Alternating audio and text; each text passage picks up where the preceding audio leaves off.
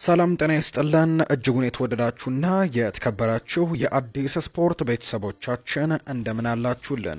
ከእናንተው ከሆነው ከአዲስ ስፖርት የዩቲዩብ ቻናላችን አዳዲስ ስፖርታዊ ጉዳዮችን ልናካፍላችሁ መጥተናል። ለተከታዮቹ ደቂቃዎች ከእናንተ ጋር ስንቆይም ከሀገር ውስጥና ከውጪ ያልተሰሙ አዳዲስ ስፖርታዊ መረጃዎችን በዛሬ ፕሮግራማችን ላይ አካተናል። እናንተም ሀሳብ አስተያየቶቻችሁን ኮሜንት ቦክስ ላይ እያሰፈራችሁልን ከኛ ጋር እንድትቆዩ የተለመደ የአክብሮት ግብዣችን ነው። በዛሬ ፕሮግራማችን በርከት ያሉ ሀሳቦችን ወደ እናንተም የምናደርስ ይሆናል። የኢትዮጵያ ፕሪሚየር ሊግ ጨዋታዎች ትላንትናም ቀጥለው ተደርገዋል። የእነሱን የጨዋታ ውጤቶች እናነሳለን። ዛሬም የሚደረጉ ጨዋታዎች አሉ። ወደ ውጭ ሀገር ስፖርታዊ መረጃዎቻችን እናመራና ደግሞ ትላንትና የተደረጉ ጨዋታዎች አሉ። በተወዳጁ የእንግሊዝ ፕሪሚየር ሊግ የ33ኛ ሳምንት የመጨረሻው መርሃ ግብር ትላንትና በቶትናም ሆትስፐርስ ሜዳ ተደርጓል። ከሱ ጨዋታ ጋር አያይዘን ነጥቦችን እናነሳለን። እንዲሁ በሳዑዲ ፕሮ ሊግም የተደረጉ መርሃ ግብሮች አሉ። የእነሱንም የጨዋታ ውጤቶች ወደ እናንተም የምናደርስ ነው የሚሆነው። ትልልቆቹን የአውሮፓ ክለቦች የተመለከቱ እጅግ በርከት ያሉ ስፖርታዊ ጉዳዮችም እንዲሁ እየተሰሙ ይገኛሉ። እነሱንም ወደ እናንተ ማድረሳችንን በዛሬ ፕሮግራማችን ላይ የምንቀጥል ነው የሚሆነው። ፉአድ ባህሩ ፕሮግራሙን እየመራው ከእናንተ ጋር ቆይታን አደርጋለሁ። ቪዲዮአችንን ላይክ፣ ቻናላችንን ደግሞ ሰብስክራይብ እያደረጋችሁ ከኛ ጋር አብራችሁ እንድትቆዩ የአክብሮት ግብዣዬ ነው። በቀጥታ ወደ ዛሬ ፕሮግራማችን የምናመራ ነው የሚሆነው። ከሀገር ውስጥ ጉዳዮቻችን የዛሬን ፕሮግራማችንን እንጀምር። ድሬዳዋ ከተማ ድል ቀንቶታል። በኢትዮጵያ ፕሪሚየር ሊግ 26ኛ ሳምንት መርሃ ግብር ድሬዳዋ ከተማ ከፋሲል ከነማ ጋር ያደረጉትን ጨዋታ 1-0 በሆነ ውጤት ነው ማሸነፍ የቻለው። የድሬዳዋ ከተማን የማሸነፊያ ግብ አስራት ቱንጆ ከመረብ ጋር ማሳረፍ ችሏል። ፋሲል ከነማ ሁለተኛ ተከታታይ የኢትዮጵያ ፕሪሚየር ሊግ ሽንፈቱን ያስተናገደው። በዚህም ፋሲል ከነማ 33 ነጥቦችን ሰብስቦ 11ኛ ደረጃ ላይ ሲቀመጥ፣ በአንጻሩ ድሬዳዋ ከተማ በ29 ነጥቦች 12ኛ ደረጃ ላይ ተቀምጧል። ኢትዮጵያ ቡና ከድሬዳዋ ከተማ፣ ፋሲል ከነማ ከሀዲያ ሆሳዕና ደግሞ በቀጣይ በ27ኛው ሳምንት ጨዋታቸውን የሚያደርጉ ናቸው። ባህር ዳር ከተማ ትናንትና ወሳኝ ድል የቀናው በኢትዮጵያ ፕሪሚየር ሊግ 26ኛ ሳምንት መርሃ ግብር ባህር ዳር ከተማ ትናንትና ከመቀሌ ሰባ እንደርታ ጋር ያደረጉትን ጨዋታ 4-1 በሆነ ሰፊ ውጤት ማሸነፍ ችሏል። የባህር ዳር ከተማን የማሸነፊያ ግቦችም ቸርነት ጉግሳ ትናንትና 2 ጎሎችን አስቆጥሯል። አቤል ማሙሽም እንዲሁ 2 ጎሎችን ማስቆጠር እየቻለ ተጫዋች ነው። በዚህም በአሸናፊነት አጠናቀባል። አሸናፊ ሀፍቱ ነው ለመቀሌ ሰባ እንደርታ ብቸኛውን ጎል ያስቆጠረው። ባህር ዳር ከተማ ትላንትና ማሸነፉን ተከትሎ ነጥቡን 40 በማድረስ ሁለተኛ ደረጃነትን ተረክቧል። በአንጻሩ መቀሌ ሰባ እንደርታ በ28 ነጥቦች 14ኛ ደረጃ ላይ ነው የተቀመጡት። በቀጣይ መቀሌ ሰባ እንደርታ ከቅዱስ ጊዮርጊስ ጋር ጨዋታውን ያደርጋል። ባህር ዳር ከተማ በአንጻሩ ከኢትዮ ኤሌክትሪክ ጋር ነው ጨዋታውን የሚያደርገው። ከሀገር ውስጥ ሌላኛው መረጃችን ትላንትና የቦስተን ማራቶን ተደርጓል። ለ129ኛ ጊዜም ተጠባቂው የቦስተን ማራቶን ትላንትና ሲደረግ በሁለቱም ጾታዎች ኬንያውያን አትሌቶች ናቸው አሸናፊ መሆን የቻሉት። የወንዶቹን ውድድር ኬንያዊው አትሌት ጆን ኮሪር 2 ሰዓት ከ04 ከ45 በሆነ ሰዓት በአንደኝነት አጠናቋል። የተመዘገበው ሰዓት በውድድሩ የ129 ዓመታት ታሪክም ሶስተኛው ምርጡ ሰዓት በመሆን መመዝገቡን የተገለጸው። በሴቶች ማራቶን ውድድር ኬንያዊቷ ሻሮን ሉኬዲ 2 ሰዓት ከ17 ከ22 በሆነ ሰዓት በመግባትም ሪከርድ በማሻሻልም ማሸነፍ ችላለች። አትሌት ሻሮን ሉኬዲ የውድድሩን ምርጥ ሰዓት በማስመዝገብ ነው ያሸነፈችው። በሴቶች ማራቶን ውድድር የተካፈለችው ኢትዮጵያዊቷ አትሌት የዓለም ዘርፍ የኋላው 3ኛ ደረጃን በመያዝ ነው ማጠናቀቅ የቻለችው። ወደ ውጭ ሀገር ስፖርታዊ መረጃዎቻችን በቀጥታ እንውሰዳችሁ። ትላንትና የተደረጉ ጨዋታዎች ያሉ የእነሱን የጨዋታ ውጤቶች በማስታወስን ጀምር። ትላንትና በተወዳጁ የእንግሊዝ ፕሪሚየር ሊግ የ33ኛ ሳምንት የመጨረሻው መርሃ ግብር በቶትናም ሆትስፐርስ ሜዳ ቶትንሃም እና ኖቲንግሃም ፎረስት አድርገዋል።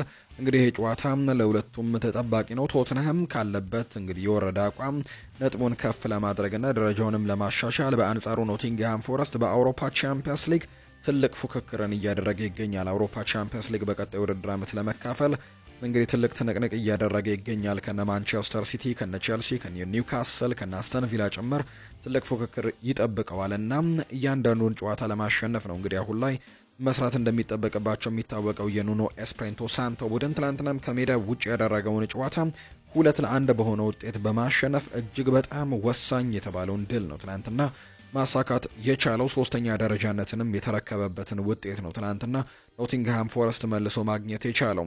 የኖቲንግሃም ፎረስትን የማሸነፊያ ግቦች አንደርሰን እና ክሪስ ውድ ናቸው ማስቆጠር የቻሉት። በአንጻሩ ለቶትናም ሪቻርልሰን ጎል አስቆጥሯል። የኖቲንግሃም ፎረስት አጥቂ ክሪስ ውድ በውድድር ዓመቱ 19ኛ የፕሪሚየር ሊግ ግቡን ነው ትናንትና ያስቆጠረው። ቶትናም በውድድር ዘመኑ 18ኛ የእንግሊዝ ፕሪሚየር ሊግ ሽንፈታቸውን እንዲሁ አስተናግደዋል።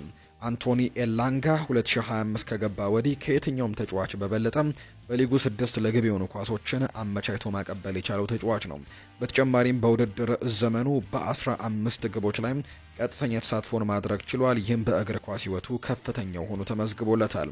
ኖቲንግሃም ፎረስት ማሸነፉን ተከትሎ ነጥቡን 60 በማድረስ ሶስተኛ ደረጃውን በድጋሚ መረከብ ችሏል። በቀጣይ ቶትንሃም ከሊቨርፑል እንዲሁ ኖቲንግሃም ፎረስት ከብሬንትፈርድ ጋር ነው ጨዋታቸውን የሚያደርጉትና ትናንትና የኑኖ ኤስፕሬንቶ ሳንቶ ቡድን በጣም ወሳኝ የሚባል ድልን ነው ትናንትና ማሳካት የቻለው። እንግዲህ በዚሁ ደግሞ ሻምፒዮንሺፑን የምናንሳ። በእንግሊዝ የሻምፒዮንሺፕ ውድድር ወይም ደግሞ ወደ ፕሪሚየር ሊግ ለማደግ በሚደረገው ፉክክር ላይ ትናንትና ሊድስ ዩናይትድ እና በርንሌይ ድል ማድረጋቸውን ተከትሎ ወደ ቀጣዩ ዙር ወይም ደግሞ ወደ ፕሪሚየር ሊጉ ማደጋቸውን ያረጋገጡ ቡድኖች ናቸው። በሻምፒዮንሺፕ መርሃ ግብር ትናንትና በርንሌይ ከሼፊልድ ዩናይትድ ጋር ያደረገውን ጨዋታ 2-1 በሆነ ውጤት ነው ማሸነፍ የቻለው።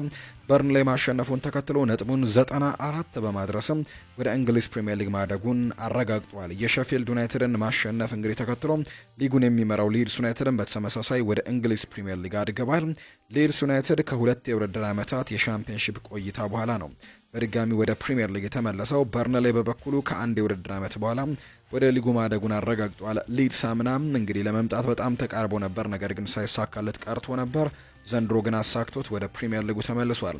ሼፊልድ ዩናይትድ በቀጣይ ሶስተኛ ክለብ ሆኖ ሊጉን ለመቀላቀልም የጥሎ ማለፍ ጨዋታውን የሚያደርግ ይሆናል። በዚህም በርንሌይና ሊድስ ዩናይትድ ወደ ፕሪሚየር ሊጉ ማደጋቸውን ያረጋገጡ ሁለት ቡድኖች ሆነዋል በትላንትናው ዕለት በእንግሊዝ ሻምፒዮንሺፕ በተደረጉ ጨዋታዎች። በሌሎችም ሊጎች እንዲሁ መርሃ ግብሮች ትናንትና ቀጥለው ተደርገዋል። ከነዚህ መካከል በስፓኒሽ ላሊጋ የተደረገ መርሃ ግብር ነው። ዢሮናና ሪያል ቤቲስ ትናንትና ጨዋታቸውን አድርገው ሪያል ቤቲሶች 3-1 በሆነ ውጤት ማሸነፍ ችለዋል። ኢስኮ አላርኮን ትናንትና ጎል አስቆጥሯል። አንቶኒም ትናንትና ጎል ያስቆጠረ ተጫዋች ነው። እንዲሁ ካርዶሶ ቀሪውን አንድ ጎል ከመረብ ጋር እያሳረፈ ተጫዋች ነው። ትናንትና እነዚህ ተጫዋቾች ናቸው ጎሎቹን ማስቆጠር የቻሉት። በዚህም ሪያል ቤቲስ 3-1 በሆነ ውጤት ዢሮናን ማሸነፍ የቻለበትን አጋጣሚ ነው ትናንትና በስፓኒሽ ላሊጋ የተመለከተ ነው። ሌላው እንግዲህ ትናንትና የተደረገው ጨዋታ በሳዑዲ ፕሮ ሊግ የተደረጉ መርሃ ግብሮች ናቸው። በሳዑዲ አረቢያ ሊግ 29ኛ ሳምንት መርሃ ግብር አልኤቲሃድ ከአልኤቴፋቅ ጋር ያደረጉትን ጨዋታ 3-2 በሆነ ውጤት ማሸነፍ ችለዋል። የአልኤቲሃድን የማሸነፊያ ግቦች ካሪም ቤንዜማ፣ ዳኒሎ እና ሆሳም ኦዋር ትናንትና ከመረብ ጋር ሲያሳርፉ ቪታኒሆ እና ዳኒሎ በራሱ መረብ ላይ ለአልኤቴፋቅ ጎል ያስቆጠሩ ተጫዋቾች ናቸው። ካሪም ቤንዜማ በውድድር ዘመኑ ያስቆጠራቸውን የሊግ ግቦች 18 ማድረስ የቻለበትን አጋጣሚን የተመለከተ ነው። በሌላ ጨዋታ ትላንትና አልሂላል ትላንትና ጨዋታውን አድርገው ነበር፣ ነገር ግን 2-2 በሆነ ውጤት ነው ጨዋታውን ያጠናቀቀው። አልኤቲሃድ በቀጣይ 3 ጨዋታዎችን የሚያሸንፍ ከሆነ በይፋም የሊጉን አሸናፊነት የሚያረጋግጥበትን ውጤት ነው ያስመዘገበው። አልኤቲሃድ 68 ነጥቦችን ሰብስቦ ሊጉን እየመራ ነው። አልሂላል በ62 ነጥቦች ሁለተኛ ደረጃ ላይ የተቀመጠ ቡድን ነው። በቀጣይ አልራኢድ ከአልሂላል ጋር ይጫወታል። እንዲሁ አልኤቲሃድ ደግሞ ወሳኙን ጨዋታ ከአልናስር ጋር ነው በቀጣይ የሚያደርገው። ለዚህም ይመስላል አሰልጣኝ እንግዲህ የስቴፋኖ ፒዮሊ የአልናስር አሰልጣኝ የሆኑት ክሪስቲያኖ ሮናልዶ ዛሬ በሚያደርጉት ጨዋታ ላይ እረፍት እንዲሰጡ አድርገዋል። ፖርቱጋላዊው ተጫዋች ክሪስቲያኖ ሮናልዶ ዛሬ አልናስር ከዳማክ ጋር በሚያደርገው የሊግ መርሃ ግብር እንደማይሳተፍ ነው የተረጋገጠው። ሮናልዶ በዛሬው መርሃ ግብር በአሰልጣኝ ስቴፋኖ ፒዮሊ እረፍት እንደተሰጠው ነው የተነገረው። በ57 እንግዲህ ነጥቦች ሶስተኛ ደረጃ ላይ የተቀመጠው አልናስር ዛሬ ምሽት 1:05 ላይ የሊግ ጨዋታውን ከዳማክ ጋር ያደርጋል። ክሪስቲያኖ ሮናልዶ ግን በዚህ ጨዋታ ላይ እረፍት እንደተሰጠው ስቴፋኖ ፒዮሊ አረጋግጠዋል። ዛሬ በሌሎች ሊጎችም ጨዋታዎች ይደረጋሉ። በተወዳጁ የእንግሊዝ ፕሪሚየር ሊግ ዛሬ አንድ ጨዋታ ይደረጋል። ማንቸስተር ሲቲ እና አስተን ቪላ በኢቲሃድ ስቴዲየም ወሳኝ የሚባለውን ጨዋታ ምሽት 4 ሰዓት ላይ ያደርጋሉ። ሁለቱ ለአውሮፓ ቻምፒየንስ ሊግ እጅግ በጣም ትልቅ ፉክክር እያደረጉ የሚገኙ ቡድኖች ናቸው።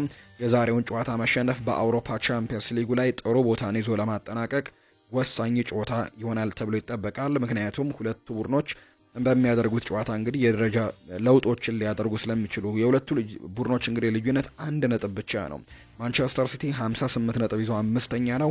አስተን ቪላ በአንጻሩ 57 ነጥቦችን ይዞ 7ኛ ደረጃ ላይ የተቀመጠውና የዛሬውን ጨዋታ ማሸነፍ የሚችል ከሆነ አስተን ቪላ ሌሎቹ ቡድኖች እስኪጫወቱ ድረስ ነጥቡን 60 ደርሶ 4ኛ ደረጃ ላይ መቀመጥ የሚችልበትን እድል ያገኛል። ማንቸስተር ሲቲ ደግሞ ዛሬ ማሸነፍ የሚችል ከሆነ ሌሎቹ ቡድኖች እንዲሁ ጨዋታቸውን እስኪያደርጉ ድረስ በ61 ነጥቦች 3ኛ ደረጃነትን መረከብ የሚችልበትን እድል ያገኛልና የዛሬው ጨዋታ እጅግ በጣም ወሳኝ ይሆናል ተብሎ ይጠበቃል። አስተን ቪላዎች ያለፉትን ጨዋታዎች በጣም ጥሩ ጊዜያቶችን ያሳለፉ ናቸው። ባለፉት ጨዋታዎች እንግዲህ በፓሪስ ሰን ዠርሜን የተሸነፉት ጨዋታ ካልሆነ በስተቀር ተከታታይ ጨዋታዎችን በተለይ በፕሪሚየር ሊጉም እያሸነፉ ይገኛሉ። ማንቸስተር ሲቲም አሁን ላይ መጠነኛ መሻሻሎችን በቡድኑ ላይ እየተመለከትን እንገኛለንና የዛሬው ጨዋታ በጣሙን ተጠባቂ ያደርገዋል። ኢቲሃድ ስቴዲየም ላይ የሚደረግ የሊግ መርሃ ግብር ነው። ተጠባቂ ጨዋታ ነው። በፍሬንች ሊግ 1 ዛሬ ናንተስ እና ፓሪስ ሰን ዠርማ እንዲሁ ጨዋታቸውን ያደርጋሉ። ምሽት 3:45 ላይ በስፓኒሽ ላሊጋ ባርሴሎና በሜዳው ከማዮርካ ጋር የሚያደርገው ጨዋታ ምሽት 4:30 ላይ ይደረጋል። ቫሌንሲያና ኤስፓኞል ከዛ ቀደም ብለው ምሽት 2 ሰዓት ላይ ጨዋታቸውን የሚያደርጉ ነው የሚሆነው። እነዚህ በትልልቆቹ ሊጎች ዛሬ የሚደረጉ ጨዋታዎች ናቸው። አሁን ደግሞ ክለቦችን የተመለከቱ ስፖርታዊ ጉዳዮችን ወደ እናንተ እናደርስ። ውድ ቤተሰቦቻችን ሊቨርፑልን የተመለከቱ መረጃዎችን እናንሳ። ሊቨርፑል ዕለተ ሮብ አርሰናል ከክሪስታል ፓላስ ጋር የሚያደርገውን ጨዋታ እንደ ቡድን ተሰባስበው ለማየት እቅድ እንደያዙ ነው የሚነገረው። ምናልባት አርሰናል እዛ ጨዋታ ላይ የሚሸነፍ ከሆነ ሻምፒዮን መሆናቸውን ስለሚያረጋግጡ ደስታውን እዛው አንድ ላይ ለማክበር እቅድ ይዘዋል ብሏል። ፖል ጆይስ ነው ይህንን መረጃ ያጋራው። ሪያን ግራቨንበርች በዚህ የውድድር ዘመን በሚጫወተው ሚና ላይ ሀሳቡን ሰጥቷል። እውነት ለመናገር ይህ የውድድር ዘመን በጣም አስቸጋሪ ነበር። ባለፈው የውድድር ዘመን ለመጫወት ብዙ እድል አላገኘሁም፣ ነገር ግን በዚህ የውድድር ዘመን በሁሉም ጨዋታዎች ላይ ከሞላ ጎደል ተሳትፌያለሁ። ፈታኝ ነው፣ ነገር ግን አሁንም የምችለውን ሁሉ አድርጋለሁ ብለዋል። ባለፈው የውድድር ዘመን በብዛት የተጫወትኩት በ8 ቁጥር ቦታ ላይ ሲሆን አንዳንዴ ደግሞ እንደ 10 ቁጥር ቦታ የተጫወትኩት አለ። አዲስ አሰልጣኝ ከመጡ በኋላ ከሱ ጋር እንግዲህ ተወያይቼ በ6 ቁጥር ቦታ ላይ ሊሞክረኝ ወሰነ። እኔ ሙሉ በሙሉ እምነት ተሰማኝ። እስካሁን 33 ጨዋታዎችን አድርገናል። በ33ቱም ጨዋታዎች እኔ በቋሚ 11 ውስጥ ነበርኩኝ። ይህም በእኔ ላይ ያለው እምነት ከፍተኛ እንደሆነ ያሳየኛል ብሏል ሪያ ግራቨንበርች። ቨርጂል ቫን ዳይክ ስለ ትሬንት አሌክዛንደር አርኖልድ ሀሳቡን ሰጥቷል። ክለቡን ከተቀላቀልኩበት ጊዜ ጀምሮ ድንቅ ተጫዋች ነበር። ለመልቀቅ ከወሰነ ሁልጊዜም በዚህ ክለብ ይታወሳል። ነገር ግን አሁን ላይ እኛ እንደ ቡድን ምን እንደሚፈጠር አናውቅም ሲልም ነው የተናገረው ቨርጂል ቫን ዳይክ። ስለ ቀሪዎቹ የፕሪሚየር ሊግ ጨዋታዎችም ሲናገር አርሰናል በሜዳው ያሸንፋል ብዬ እጠብቃለሁ።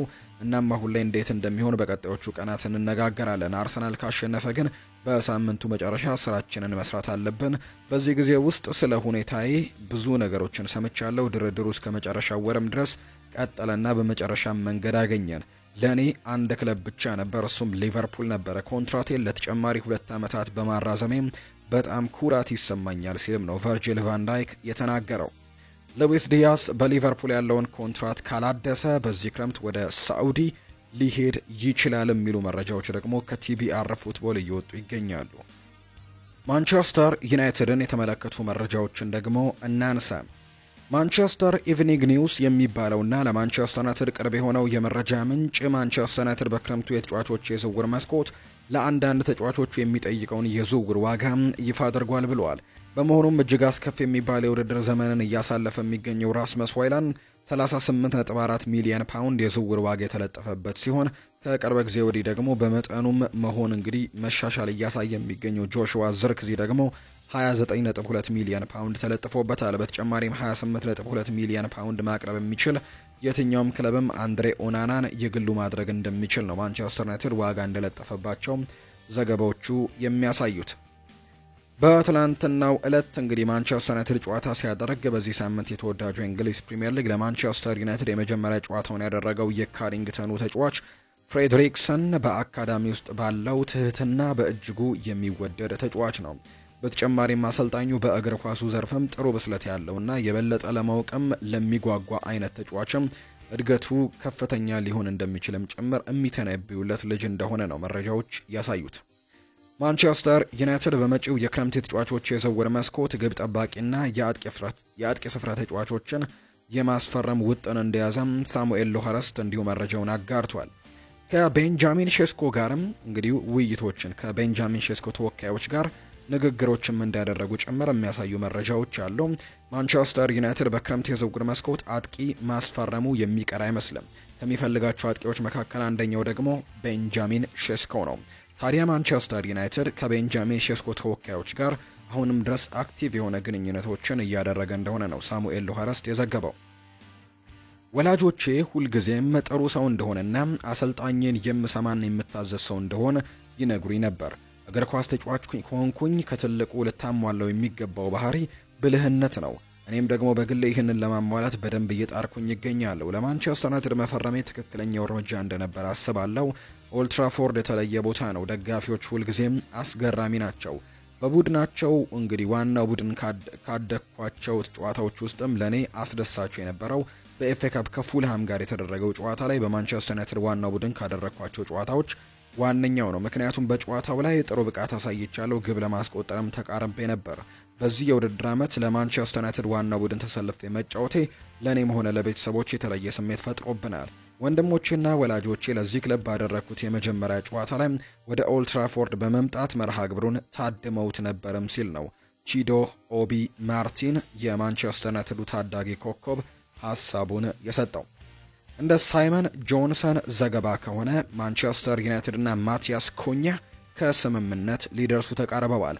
ከሜል ስፖርት እውቅ ጋዜጠኞች መካከል ዋነኛ የሚባለው ሳይመን ጆንሰን ማንቸስተር ዩናይትድ እና ማቲያስ ኩኛ በግል ጥቅማ ጥቅሞች ዙሪያ ከስምምነት ላይ ሊደርሱ በእጅጉ መቃረባቸውን የገለጸው። እንደ ዘገባው ከሆነ ዩናይትድ የማቲያስ ኩኛህን የግል ጥቅማ ጥቅሞችም ስምምነት በሚቀጥለው ወር ሙሉ በሙሉ ለማጠናቀቅም ውጥን መያዛቸው ጨምሮ ነው እየተናገሩ የሚገኙት። ይህንን መረጃ ደግሞ ታማኙ ፋብሪዚዮ ሮማኖም እንዲሁ አረጋግጦታል። ማንቸስተር ዩናይትዶች የማቲያስ ኩኛህን ዝውውር እየመሩ እንደሚገኙ ጭምር ነው ፋብሪዚዮ ሮማኖ የገለጸው። ዩናይትድ ሌሎች ክለቦች እንደሚፈልጉት ስለተረዱ ስለ ኮንትራት ውሎች በፍጥነት ውይይት እያደረጉ ነው። የተጫዋቹ ዋጋ 62.5 ሚሊዮን ፓውንድ ሲሆን በማቲያስ ኩኛህና በማንቸስተር ዩናይትድ መካከልም ንግግሮች ከተደረጉ በኋላ ዝውውሩ የመሳካቱ ዕድል አሁን ላይ ከፍተኛ ነው ሲል ፋብሪዚዮ ሮማኖ መረጃውን አረጋግጦታል። በዩናይትድ እና በማቲያስ ኩኛህ መካከል የተደረጉ የመጀመሪያ ዙር ንግግሮችም በግል ጥቅማ ጥቅሞች ዙሪያ ከስምምነት ለመድረስ ያለመ ነው።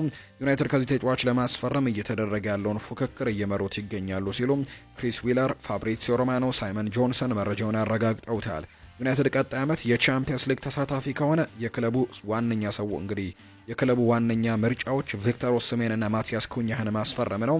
ለዚህም ውጥን ይዘባል። ካልሆነ ደግሞ ሊያም ዴላፕ እና ማቲያስ ኩኛህን ሁለቱንም ወደዚህ ጨዋታ ወደ ማንቸስተር ዩናይትድ ለማምጣትም ፍላጎቶች ያላቸው። የአውሮፓ ሊጉ ወይም የዩሮፓ ሊጉ ሁሉንም ነገር ይወስናል ተብሎ ይጠበቃል። ወደ አውሮፓ ቻምፒየንስ ሊግ መግባታቸውን ካረጋገጡ ዩሮፓ ሊጉን አሸንፈው በጣም ትልልቅ ዝውውሮችን ለማድረግ መንገድ ይከፍትላቸዋል ተብሎ ነው በማንቸስተር ዩናይትድ በኩል እየተጠበቀ አሁን ላይ የሚገኘው። አርሰናልን የተመለከቱ መረጃዎችን እናንሳ። አርሰናል የሉዊስ ስኬሊንና የኢታን ዌኔሪን ኮንትራት ለረጅም ዓመታት ለማራዘም መቃረቡን ዘገባዎች ያሳያሉ። አንድሪያ ቤርታ የኢታን ዌኔሪንና የማይልስ ሉዊስ ስኬሊን አዲስ ኮንትራት ይፋ ከመሆኑ በፊትም የኮንትራታቸውን የመጨረሻ ዝርዝሮችም እያጠናቀቀ የሚገኝ ሲሆን የሁለቱ የሃሌ ኢንድ ኮከቦችም የረጅም ጊዜ ውል ስምምነት ተደርሶበታል ተብሎ ነው የሚጠበቀው። ኢያን ራይት ይናገራል። ማንም ሰው ዴክላን ራይስን መጠራጠር የለበትም ብሏል። እሱ አንዳንድ ፖድካስቶች እንዴት አክብሮት የጎደላቸው እንደነበሩ ይጠቁማል። ነገር ግን ዴክላን ራይስ በሁለቱም ጨዋታዎች ላይ እውነተኛ ደረጃዎቹን አሳይቷል። ሙሉ በሙሉ መሪ ያደረገው እሱ ዝም ብለህ ተቀምጠህ ይህ ሰው ጥሩ እንዳልሆነ የምትናገርበት ሰው አይደለም። ነገር ግን በፍጹም አሁን ላይ እየተሻሻለና ድንቅ እየሆነ የመጣ ተጫዋች ነው። ዴክላን ራይስ ባለፈው ሪያል ማድሪድ ላይ ያስቆጠራቸው ሁለቱ የአርሰናል ግቦች ከዚህ በፊት ከሱ ያላየነው አዲስ ነገር አጉልቶ አሳይቶናል። አክለውም በየሳምንቱ ዴክላን ራይስ ለሱ የተጠየቀውን ቦታ እያደገ ነው። ሳጥን ውስጥ ነበረ 6 ቁጥር ሆኖ መጫወት ይችላል። 8 ቁጥር ሆኖ ይጫወታል። በሁሉም ቦታዎች ላይ መገኘት ይችላል። ዴክላን ራይስ በዓለም እግር ኳስ ውስጥ ካሉት ምርጥ 3 አማካዮች መካከል አንዱ ነው ሲልም ነው ያሞካሸው። ጄሚ ካራገር እንዲሁ ሀሳቡን ሰጥቷል። በተለይ አርሰናል ኤፕስዊች ታውንን 4-0 ባሸነፈበት ጨዋታ ላይ ከዚህ በፊት አርሰናል ሚኬል ሜሪኖን ሲያዘዋውር በሜሪኖ ዝውውር ላይ የተናገርኩት ንግግር ስህተት መሆኑን መናገር እፈልጋለሁ ብለዋል ጄሚ ካራገር ለስካይ ስፖርት። ጄሚ ካራገር ስለ ሚኬል ሜሪኖ ዝውውር ጥር ላይ ሲናገር ነበር። ለስካይ ስፖርትም ሲናገር ምን ብለዋል? አርሰናል በፍጹም ሚኬል ሜሪኖን ማስፈረም አልነበረበትም። ይህ ዝውውር ለአርሰናል ምንም ጥቅም የማይሰጥ የከሸፈ ዝውውር ነው ብሎ ነበር። ሚኬል አርቴታ ክለቤን ያጠናክርልኛል ብሎ ባለፈው ክረምት የመሃል ተጫዋቹን ሚኬል ሜሪኖን ከሪያል ሶሴዳድ 30 ሚሊዮን ፓውንድ አውጥቶ ማዘዋወሩ ለክለቡ ትልቅ ኪሳራ ነው። በዚህ ዝውውር የሚኬል አርቴታ ውሳኔ የተሳሳተ ውሳኔ መሆኑን እገልጻለሁ ብሎ ነበር ጄሚ ካራገር። ባለፈው ክረምት ከሌላ አጥቂ አስቀድሞ ቀዳሚ የሆነውን እንግዲህ ፈራሚ አማካይ በሚኬል ሜሪኖ ዝውውሩ ስህተት ይመስለኛል። ሚኬል ሜሪኖ ጨዋታ ቀያሪ ተጫዋች አይደለም ሲልም ጭምር እንዲሁ ትችቱን ሰንዝሮበታል። በኤምሬትስ ስቴዲየም የሚኬል ሜሪኖ ጥቂት ወራት መጠነኛ አስቸጋሪ በሆነበት ወቅት የካራገር አስተያየቶች ትክክለኛ ይመስሉ ነበር። ሆኖም ግን ሚኬል ሜሪኖ በ2025 በአርሰናል ቤት ባልተለመደ ሁኔታ ያጋጠመውን የጉዳት ቀውስ ተከትሎ እንግዲህ ዝውውሩን ነው እንግዲህ ተብሎ በርካቶችም የተተቸው ሚኬል ሜሪኖ በጉዳት የታመሰውን ስብስብም የአርቴታ ቡድን ወሳኝ ተጫዋች መሆኑን ባሳየው ድንቅ ብቃትም ዝውውሩ ትክክል እንደነበር አረጋግጧል። ሚኬል አርቴታ ካይ ሃቨርትስንና ጋብሪኤል ሄሱስን በጉዳት ማጣቱን ተከትሎ አርቴታ የመሃል አማካይ ተጫዋቹን ሚኬል ሜሪኖን በጊዜያዊነት የፊት መስመሩን በአጥቂነት እንዲመራም አስገድዶታል። እናም በርካታ ተንታኞች በሜዳው ላይ ያለውን ተጽዕኖ ጥርጣሬ አድሮባቸው ነበር። ሚኬል ሜሪኖ ግን አሁን ላይ ለሚኬል አርቴታ ቡድን ቁልፍ ተጫዋች ነው። ሚኬል ሜሪኖ በአለቃው ሚኬል አርቴታ ከመደበኛ የመጫወቻ የመሃል ሜዳ ቦታው ወደ ፊት መስመር አጥቂነትም ቦታ ከተቀየረ በኋላ አዲሱን ሚናውን ከተቀበለ በኋላ የአርሰናል መደበኛ ጎል አስቆጣሪና አሲስት አድራጊ ተጫዋችም ሆኖ ብቅ እያለ የሚገኝ ተጫዋች ሆኗል። ጋብሪኤል ማርቲኔሊ ስለ ማርቲን ኦዴጋርድ ይናገራል። እኔ ማርቲን ኦዴጋርድ ጋር አንድ ቡድን ሆኜ መጫወት መቻሌ ሲበዛ እድለኛ ነኝ። በእውነት ከሱ ጋር በመጫወቴ በጣም ኩራት ይሰማኛል። እሱ ወይም ማርቲን ኦዴጋርድ ለቡድናችን ትክክለኛ የቡድን መሪና አምበል ነው። እሱ ሜዳ ላይም ከሜዳ ውጭም ያለው ስብዕና ለየትኛውም ተጫዋች ትልቅ አርአያ መሆን የሚችል የተለየ ሰው ያደርገዋል። ሜዳ ላይ ተጫዋቾችን ያበረታታል፣ ደጋፊን ያነሳሳል። ብዙም የማይናገር ነገር ግን በሁሉም ሰው የሚከበርና የሚወደድ የመልበሻ ቤታችን ድምቀት ነው ሲልም ነው የሰጠው። ዴክላን ራይስ ስለ መሃል ሜዳ ተጫዋቾች ቶማስ ፓርቴ፣ ሮድሪና ሸዋሜኒ ሀሳቡን ሰጥቷል። እኔ ዌስትሃም ዩናይትድ ቤት እያለሁኝ በፕሪሚየር ሊጉ ከሚጫወቱ የመሃል ሜዳ ተጫዋቾች የኔ አርአያ የማንቸስተር ሲቲ ሮድሪ ነበር። ከዌስትሃም ወደ አርሰናል ከተዘዋወርኩኝ በኋላ ቶማስ ፓርቴን ስመለከት ፓርቴ ምንም ሊታመን የማይችል ብቃት ያለው ነው። እሱ ብቃቱ የማይታመን የመሃል ሜዳ ተጫዋች ነው። ከጎኑ ስትጫወት ስራህን ያቀልልሃል። ኳስ የሚነጥቅበት መንገድ፣ ኳስ የሚያደራጅበት መንገድ፣ ኳስ ለቡድን አጋሮች የሚለቅበት መንገድ፣ ጨዋታን የሚያነብበት መንገድም የተለየ ነው። ዘመናዊ እግር ኳስ ላይ አንድ የመሃል አማካይ ተጫዋች ማሟላት ያለበትን ነገር ሁሉ ያሟላ ተጫዋች ነው። የሚገርመው ደግሞ ቶማስ ፓርቴ የትም ቦታ የሚጫወት ኃላፊነት ብትሰጠው የትኛውንም የተሰለፈበት ቦታ ያለምንም እንከን ይወጣል። ተከላካይ አማካይ ላይ ስታሰልፈው፣ አጥቂ አማካይ ላይ አሰልፈው፣ አሊያም ተመላላሽ ቦታ ላይ ይሰለፍ፣ እሱ በሁሉም ቦታ ላይ ቢሰለፍ ብቃቱ ሳይዛነፍ ኃላፊነቱን የሚወጣ ሰው ነው። ሜዳ ላይ የሱን ያክል ተጽዕኖ ፈጣሪ የመሃል ሜዳ ተጫዋች የትኛውም ሊግ ላይ ብትፈልግ አታገኝም። ወደ አርሰናል ከመምጣቴ በፊት ዌስትሃም ከአርሰናል ጋር ሲጫወት እርስ በርስ ስንገናኝ አሰልጣኛችን መሃል ሜዳውን መቆጣጠር ከፈለጋችሁ የቶማስ ፓርቴን እንቅስቃሴ መክታት እንዳለብን መመሪያ ይሰጠን ነበር። ወደ አርሰናል ከመጣው በኋላ ግን በሱ ልክ የማይዛነፍና ወጥ ብቃት ያሳየ አማካይ አለ ብዬ አላምንም።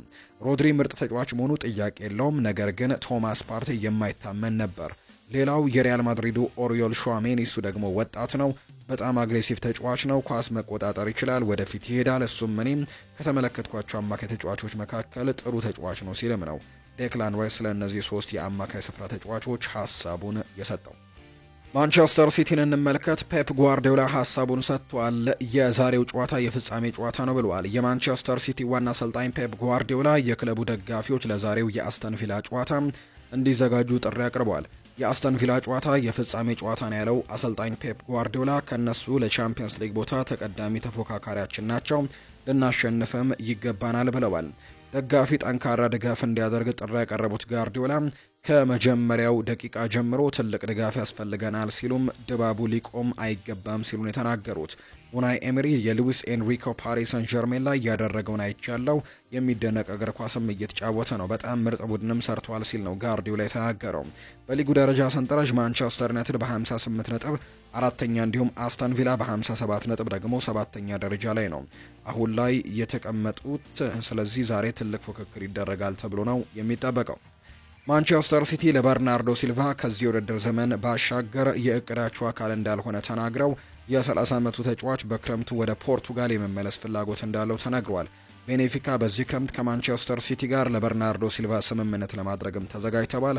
ጆርግ ሜንዴስ በውሎቹ ላይም ስምምነት ለማድረግ አቅዷል። ሁሉም ነገር በሂደት ለማከናወን ቀስ በቀስም ሁሉም ነገር ይከናወናል። የውል ማፍረሻውም 50 ሚሊዮን ፓውንድ እንደሆነ ነው መረጃዎች የሚያሳዩት። ባርሴሎና በርናርዶ ሲልቫን በዚህ ክረምት ለመመልከትም ወይም ለመግዛትም ያለው ፍላጎት በክለቡ የፋይናንስ ችግር ምክንያት የማይታሰብ ነው ተብሏል። ነገር ግን ከሳዑዲ ተጫዋቹን የመግዛት ጠንካራ ፍላጎት ያላቸው ክለቦች እንዳሉም ነው አሁን ላይ መረጃዎች እየወጡ እንደሚገኙ ዘገባዎቹ እያሰፈሩ የሚገኙት። ኤልካይ ጉንዶዋን ስለ ኒኮ ኦሬሊ ይናገራል። ባለፉት ጥቂት ሳምንታት በጣም ወሳኝ ተጫዋች ነበር። በተፈጥሮ ቦታው ላይ እየተጫወተ አይደለም፣ ነገር ግን በጣም አስደናቂ ስራን እየሰራ ነው። እኔ በጣም ጠንካራ ነው። እሱ እንግዲህ በጣም አድናቂው ነኝ። ኳሶችን በማሸነፍ በቴክኒኩ በቁመቱና በአካላዊ ሁኔታው በጣም አስደናቂ ነው። ሳጥን ውስጥም ትክክለኛውን ጊዜ ለማግኘትና ጎሎችን ለማስቆጠር ወይም ደግሞ አሲስቶችን ለማድረግ ጉልበት ያለው ተጫዋች ነው። ባለፉት ጥቂት ሳምንታት አስደናቂ ነገር ማድረጉን ፔፕ ጓርዲዮላ በእርሱ ላይ ጠንካራ እምነት እንዲኖረው አድርጓል ሲልም ነው የተናገረው። ፔፕ ጓርዲዮላ ደግሞ ስለ ሞርጋን ሮጀርስ ይናገራል። የዛሬ ተጋጣሚያቸው አስተን ቪላ ቡድን ተጫዋች ነው። እሱ በሁለተኛ ቡድን ውስጥ ነበር። አልፎ አልፎ ከኛ ጋር ልምምድ ይሰራ ነበር። በዛ ሰዓት ምን አይነት ድንቅ ተጫዋች እንደሆነ አይተነዋል።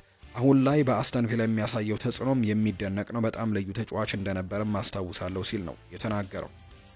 ቼልሲን የተመለከቱ መረጃዎችን እናንሳ። አለ ሺረር ይናገራል። ኤንዞ ማሬስካ ወጣቱን ጆርጅን አስገባ። 19 ዓመቱ ነው። እናም በድንገት ጆርጅን አስገብቶ ጨዋታውን ይቀይረዋል። ምክንያቱም የውጤት አጨራረሱ ደመነፍሳዊ ነው። እናም ኮል ፓልመር እና ኒኮላስ ጃክሰን ይህን ነገር ሊያደርጉት አልነበረም። በድንገት ግን ታሪክ ገብቶ ጨዋታውን ቀይሮታል ሲል ነው አለን ሺረር የተናገረው። የቼልሲ ተጫዋቾች በኤንዞ ማሬስካ ተስፋ የቆረጡ አይመስሉም።